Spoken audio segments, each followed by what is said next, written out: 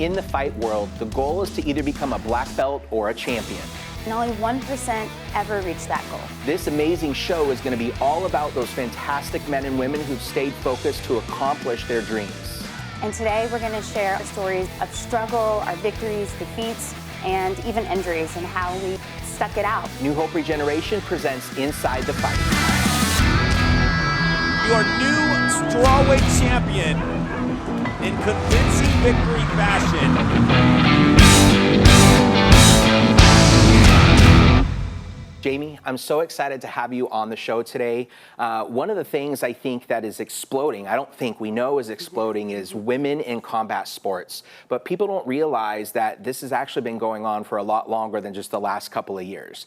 Why don't you share with me kind of how you got into the world of combat sports? And we're just going to talk all things about your journey and your story, because you have one of the most amazing stories that I've ever heard. So let's start with, how did you get into MMA and jiu-jitsu? Yeah, so I actually, of all things, I had no idea I had an interest in martial arts. I went to a friend's class who was teaching kickboxing, and I really just went out of moral support.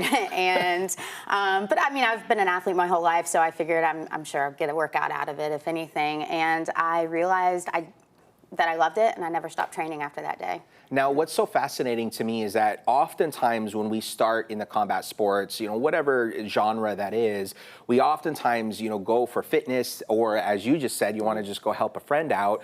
Making that transition to going to some kickboxing classes to then actually really wanting to get in the ring and do stuff for real, what spurs you to go that direction? And especially, 10 or 12 years ago, or how long ago did you actually get into it? Oh, it's been roughly 15 years or more. So 15 years ago, yes. Women in especially high-level fight sports was not super common. So what took you from, I want to hit some bags, I want to work some pads, to actually wanting to step in the ring? Honestly, it was more than that for me. Like I said, I've been an athlete my whole life. So once I found this new passion, that competitive drive kicked in immediately, and I've just always had that determination in my blood, really, of just like, I have to be the best, I want to compete, and just to see how far I can take it. So honestly, once I stared training that day, I'm like, all right, this is it for me, and it was like a whole You were hooked? Yeah, I was hooked. Yeah, yes. that was it after that. So in your training, for anybody who's trained, we all know we go through big ups and downs. We have life that, comes into play. For you, what were some of the things that allowed you to stay focused and committed to your training? And what we're going to get to in a second before we answer that, though, is you actually have some pretty amazing titles that you've won, and we're going to share all of that with you here in a minute.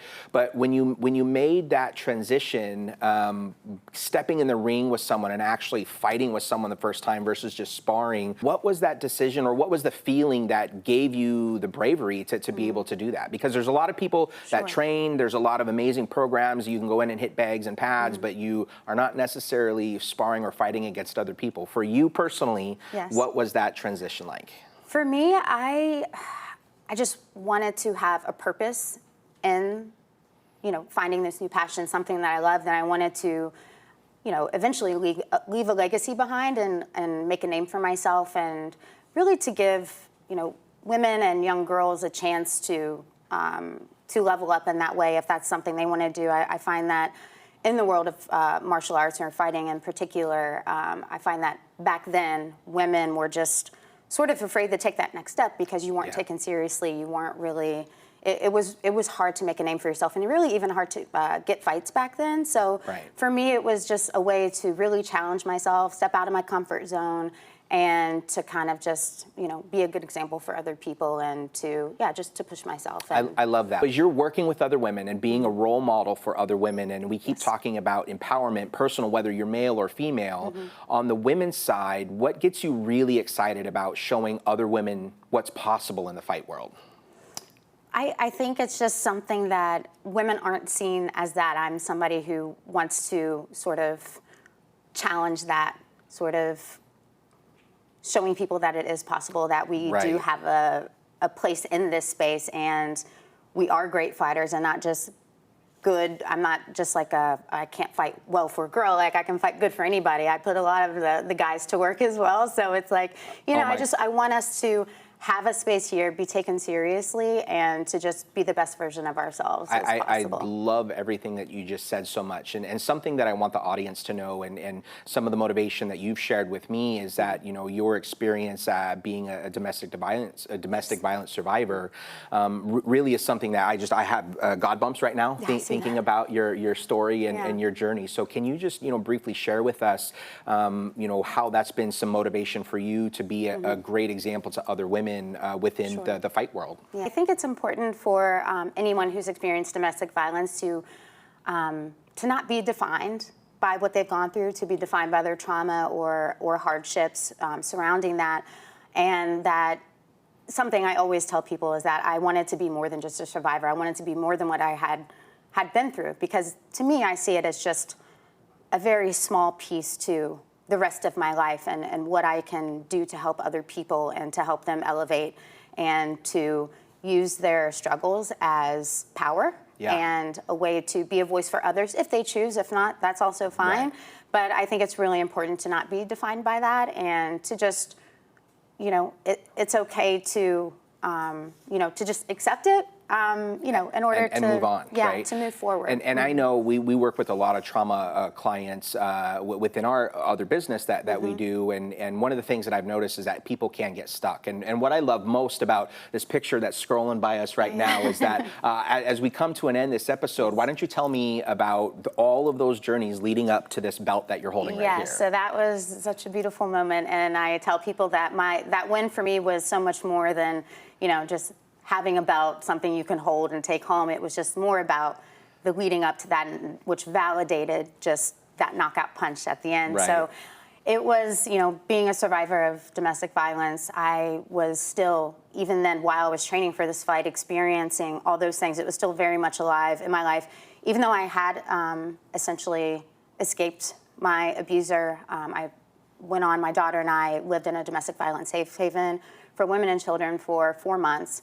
And while I was there was when I started to say, okay, I'm going to start, you know, doing things for myself, taking my life back and rewriting my story on my terms. And so I just, you know, started to remember, like, okay, she's still in there. I need to, like, just remember who I was. And I found my way back through martial arts and training. And about a year after we transitioned out of the shelter, I almost to the day, I won that title. So, you know, traveled to California. I was only 1-0 at the time because I had taken so much time off from fighting because of my situation.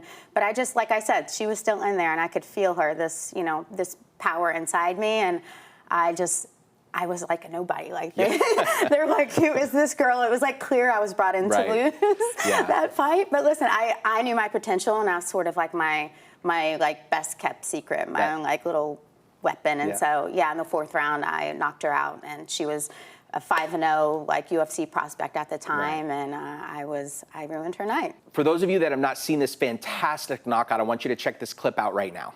Right now, people are just anticipating something is going to happen between these two. They've just been trying to end it. Well, it's good as strikers that they're overhead right, catches Taylor, and it's over. And sent into the nether realm. Yes. So just, Jamie, your story is incredible. Your leadership, what you're showing is possible to all fighters, not just women, but men as well. It is just an example that we're so grateful that we get to be part of. And just thank you so much for sharing your story and your journey. Thank you so much for having me. Make sure to subscribe and follow on whatever platform you're on so you can catch the next amazing fighter. And we'll see you next time on Inside the Fight.